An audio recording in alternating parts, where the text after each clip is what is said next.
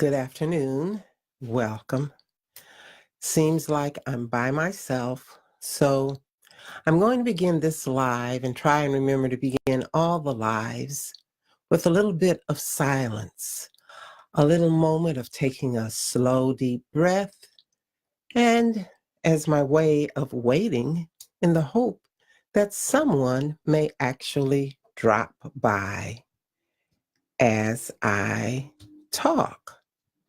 So it's always interesting with this Facebook Live because you never know who's going to come or if anyone's going to come. And these Facebook Lives are also being posted on YouTube.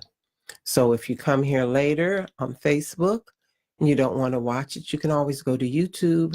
And I will also be soon posting these audios in a podcast, and I will make an announcement about that later. But for now, we're going to begin with our few seconds of silence.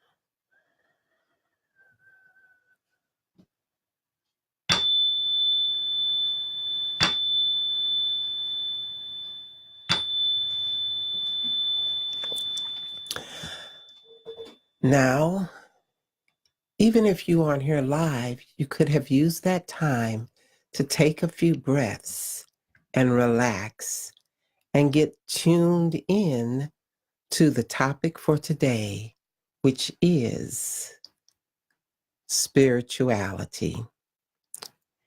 This is the theme for this week. And I'm going to begin with a quote from another author that expresses why I've chosen to focus on spirituality this week. And this is from Brené Brown. She's a well-known woman who works online, helping people to be vulnerable and open. And this quote is from The Gifts of Imperfection. Let go of who you think you are supposed to be and embrace who you are. Brené says, spirituality is recognizing and celebrating that we are all inextricably connected to each other by a power greater than all of us, and that our connection to that power and to one another is grounded in love and compassion. Practicing spirituality brings a sense of perspective, meaning, and purpose to our lives. And we all know that spirituality is not religion. Religion is an institutionalized form around either a person or a spiritual truth or teaching. The Buddha did not start Buddhism. Jesus did not start Christianity. Muhammad did start Islam. And he created a religion. Many years later, his followers became Sufis, which is a more spiritual practice. It's that practice of connecting with what is spiritual. And spiritual is not material. It is something that is not seen. It is something that we experience through our consciousness, through our heart, not even with our mind, but our consciousness. Spirituality is all around us. And as Brene Brown says, it's grounded in love and compassion, which are tied directly to being happy. Even people who say they're atheists, if they practice kindness, if they can love other people, they are tuned in to some spiritual source. And even though some people say they're religious and go to church or the mosque or the synagogue, but their hearts are filled with hatred for other people and disdain for other religions, they are not connected to true spirituality. They're floating in some kind of mental construct of what is right for them, not thinking about all the other sentient beings they are connected to. And we are all connected energetically and spiritually. And if we understood that, we wouldn't want to hurt anyone. We wouldn't want to have wars. We wouldn't want to have power over other people. We would listen to each other. We'd be considerate to each other. We'd recognize that other people suffer just the same way we do. And everyone wants happiness just the same way we do. And that's why it's important to understand spirituality and to have a spiritual practice. And what is a spiritual practice? It takes many forms. For some, it's a ritual. For some, it's going to a church or a synagogue. For some, it's sitting in silence. For others, it's taking a walk or spending time alone writing and reading books by spiritual teachers. It is important to have some kind of spiritual practice because it can feed your spirit. It helps to create happiness inside of you. And when you have that happiness inside of you, it is shared and felt by others. So this is why the theme for this week is spirituality. It is the grounding of my life and the work I do. Because I feel that without a spiritual practice, it's hard to be happy.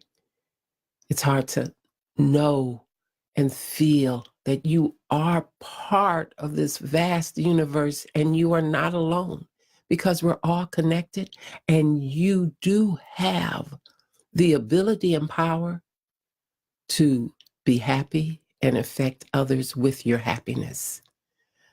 I know sometimes it doesn't seem like it in this world we live in, especially with all the negativity that we see every day in the news and online.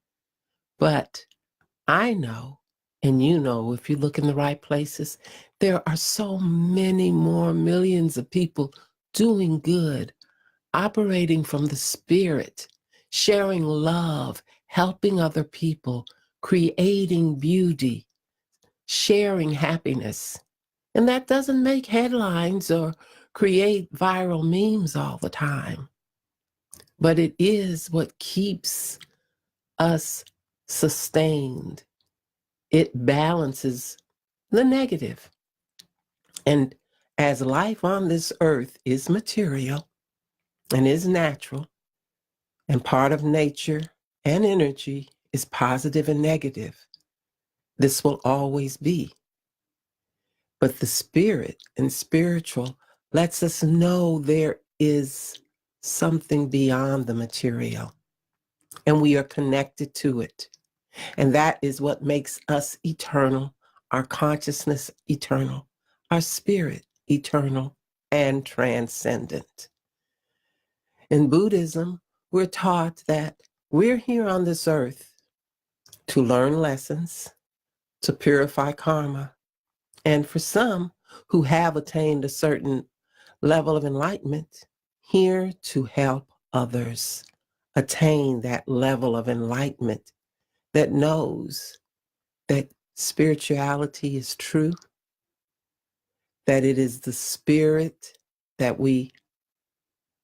gives us life, that connects us, and our striving to attain the spiritual helps us to be of greater service to everyone and to share greater love and to show greater compassion. So that's our theme for today. I'm just going to check and see. No one's dropped by. Oh, Yvette is here. Hi, Yvette. Thank you for coming by.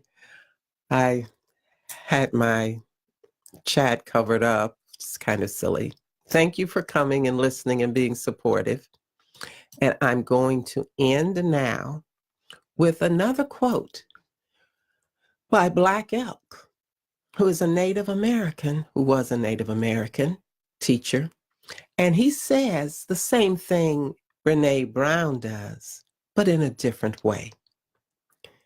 So we'll end with this thought, and I'll be back tomorrow. Black Elk says, the first piece, which is the most important, is that which comes within the souls of people when they realize their relationship, their oneness with the universe and all its powers. And when they realize at the center of the universe dwells the Great Spirit, and that its center is really everywhere, it is within each of us.